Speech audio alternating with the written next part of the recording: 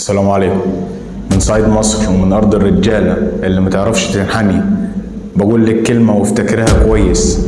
الجلابية اللي استضعفتيها مع الراجل الغلبان والست مراته الطيبة في المتحف المصري هي نفس الجلابية اللي علمت العالم يعني ايه هيبة.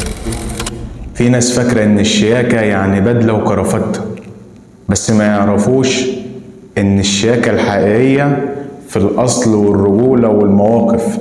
أنا صعيدي والجلابية مش قماشة، دي تاريخ وكرامة وريحة أجداد.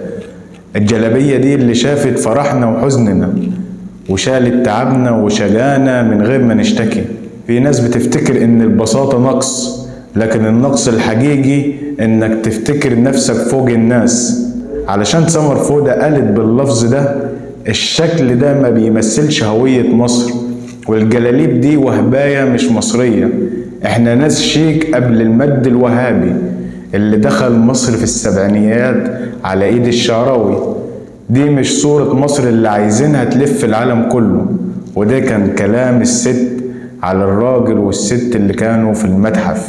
الجلابية يا سادة مش مجرد لبس، ده هوية وأدبية واحترام. لو البدلة تتفصل بالفلوس فالجلابية بتتفصل بالرجولة. افتكروا دايما مش اللبس هو اللي يرفع الراجل، دي الرجولة اللي ترفع اللبس.